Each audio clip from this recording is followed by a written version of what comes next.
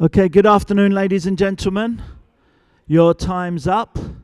So I hope you've enjoyed your think tank. I just want to do, because a few people wanted to, be in a couple of different think tanks. So I just wanted to give you an opportunity to hear what was happening in the other groups. So I'm just going to do a quick walk around and get the leaders of each group just to say a few words on what was discussed within your group.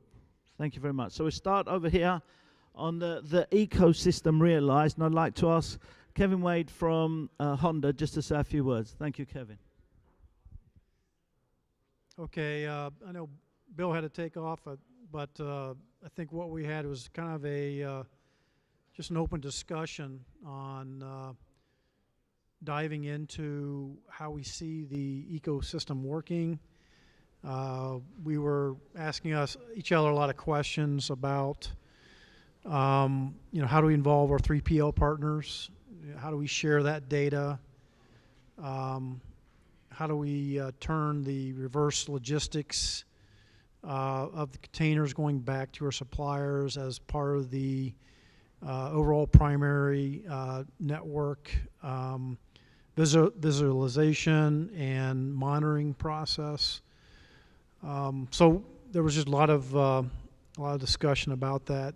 It obviously hasn't all been settled out. The foundational pieces are being built, and hopefully the foundation that's being put together can be strong enough that it can withstand a multi-tiered approach for a considerable amount of time in the future.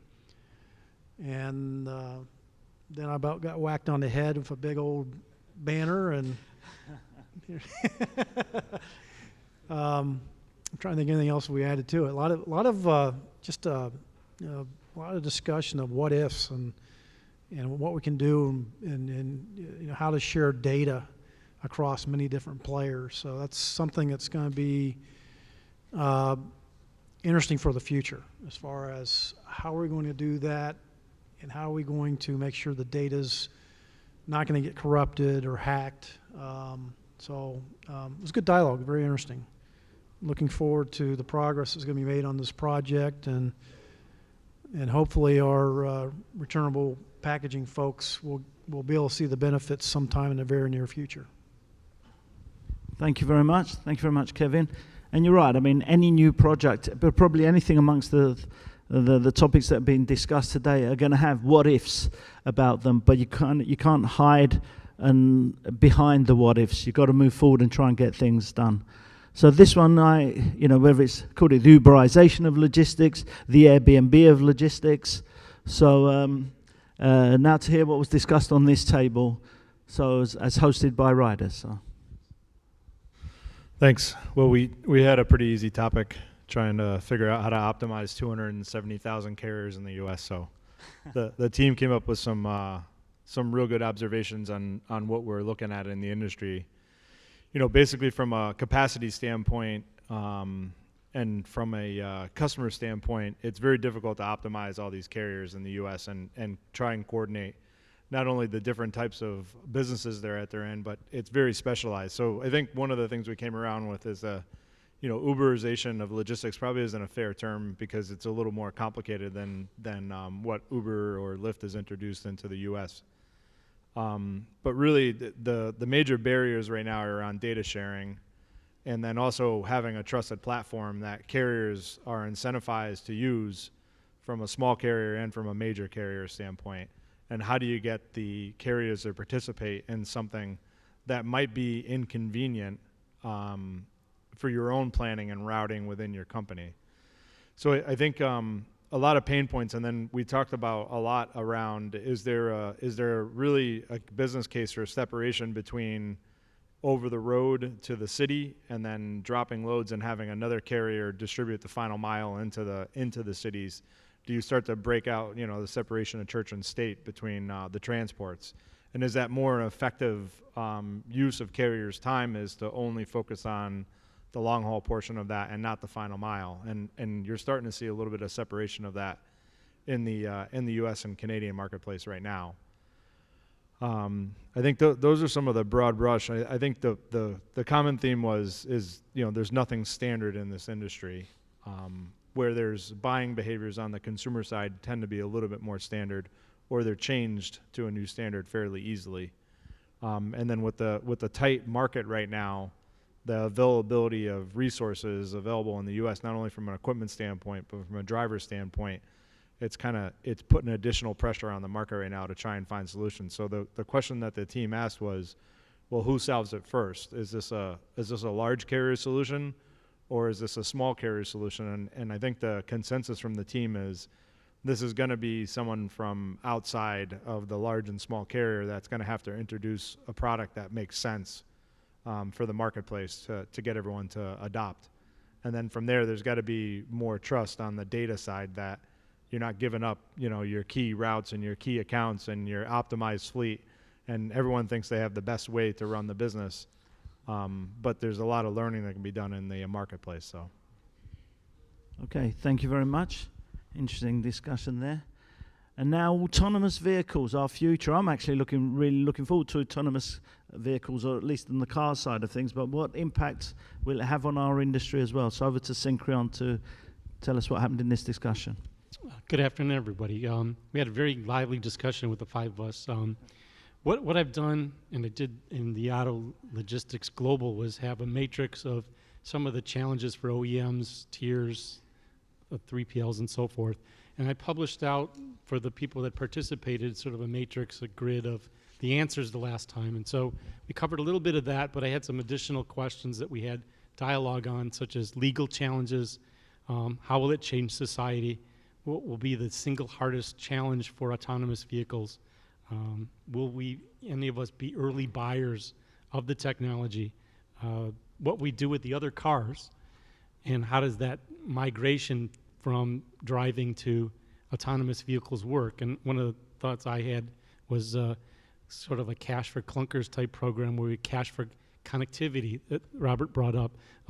As we get to the end, do we keep those vehicles that don't have connectivity with the other vehicles on the road, or we just scrap them? So because we're going to need to have them talk to each other in order for all this to work. Talked about freeways becoming autonomous only, the HUV lane with two, but do people that, do we have enough vehicles to justify that, and then the infrastructure built up to be able to perform that? We all picked a year that we thought we would be the first purchase of an autonomous vehicle for each of us, which will be interesting to read that. And actually one of the questions is, what can Automotive Logistics Magazine help with? And what we thought is just the positive narrative towards automotive autonomous, because there's so much poor or negative press, jump to judgment that goes on in the media about autonomous vehicles crashing, things that happened, that the rush to judge that somehow the car caused it. And many cases, most of the cases we've seen have been people just doing stupid things and causing accidents, which are going to happen when you include people doing stupid things. So I'm going to put together the results. I'm going to send them to Louis, and I'm going to send them to our five of us here. Anybody else that wants a copy of it, give me your business card, and I will include you on the email. So thank you. Thank you very much. And that's Kelly Zielinski from Syncreon. So if you want to contact him to find out what was discussed and to keep the discussion going, whether it's on LinkedIn or whether it's in our magazines, whether it's at future conferences, please let us know. One of the industries that is already being affected and perhaps is in danger of being affected more than some others is the after-sales and service parts side. So over to Tony Minyon from Toyota.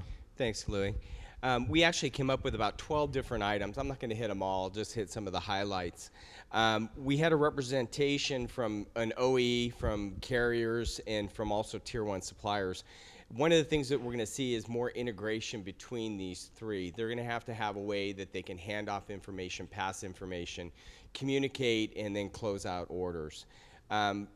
Everyone knows about the Amazon effect. We talk about it all the time. But one thing that we're going to see is the Amazon competition. So no longer are people going to be looking at Amazon. They're going to be buying from Amazon, which leads into looking at the kids that are out there right now. They're going to order their products on Amazon, but then they're going to pay for a installer to come to their house and install. We see that as being a future. So whether it's an OE quality original equipment piece, or it could possibly be gray market, it could be anything out there. The competition from Amazon will be fierce. Some of the other things we talked about, the difference between a purchase vehicle and a subscription vehicle. The purchase vehicle are going to be on high dollar amount vehicles. There'll always be people that, as we like to say, it's an ego car. These are high-end vehicles. They're going to want to drive for the driving experience. On the subscription, those are going to be your low-end vehicles, as we also call those are your appliances. It gets you from A to B, and that's it. It's not fancy. It doesn't do anything for your ego. It just gets you there. Customization, and we've been talking about customization for probably 20 years now, but the one thing that's kept people from really getting into customization is the build schedules inside the plants. We're going to see a continuation of the compression of those build schedules. Person wants their car, if they're going to buy a car, they're going to want it to be very specific, and they're going to also want it at a price point that matches. The last thing that I'll talk about is the third world. We believe that the third world, and these are the South America, Central America, some areas of Asia, they're going to stay traditional. They're not going to have the infrastructure to be able to convert over to these rideshare. They will eventually, but it'll be in a more slower transitional type period. Okay, thank you very much. Covered a few points there. Thank you very much, Tony. And I don't even know why we've got this group about the tier suppliers. If anything's more simpler, more easy to manage, it's got to be being a tier supplier. That's the kind of, if you want a vacation of a job, then you should work for a tier supplier because that's the easy side of things. But hey, we'll let them have a bit of a chat and talk about how, who's got the best golf handicap and stuff like that, I guess. Over to Adam from Magna Powertrain. Thank you, Louis. So the table had a diverse group, very few tier one, but I think we all recognize that we have similar challenges. We talked quite a bit about data, how good was the data. 3PL stressed they need good, accurate data so that they could provide potential cost-saving solutions to have more skin in the game. I, coming from a tier one, am challenging 3PLs to have more skin in the game. So instead of just striving for cost savings as a concept, that there's much more value when we talk about guaranteed savings and what does that mean and the level of commitment. When we talk about the future of the supply chain, we really talked a lot about the relationship. And part of that is how do we get that engagement? How do we get an understanding that part of the common goals are we need to make money, we need to make a profit, and if we don't, then it's a matter of time before we're no longer around. We also had an interesting point that was made about language and the fact that the plants and the 3PLs speak a very different language, and we have to make sure that we're communicating effectively with one another so that we come out with what we're after. There are many challenges. One of the challenges that we always have is managing risk. And in many of our models we talk about, with Magna in particular, we don't always take into account what's the risk factor and how do we compensate for it. We know what the hard costs are. We talk about total delivered cost, but oftentimes we don't assume that there's going to be any disruption in the supply chain, and we don't have a lot of built-in ways to do it. We look for someone to blame so that they can pay, and we can always feel better about that. We did talk about sharing of resources. I think a lot of us feel that when we talk about moving forward, that we will share more of the resources. When we talk about whether it's the fleet or the network or ideas sometimes, but generally we're looking at the future probably more in the immediate with what we're comfortable with.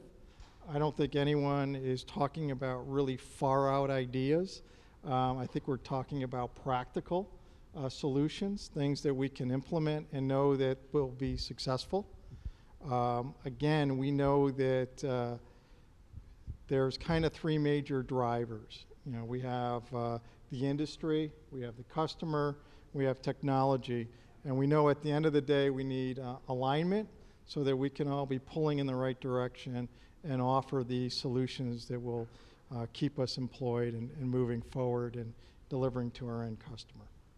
So those were some of the things that we talked about among our golf game and how easy the auto industry is, and we all know where it's going, and we have no concern of its future. It's very bright.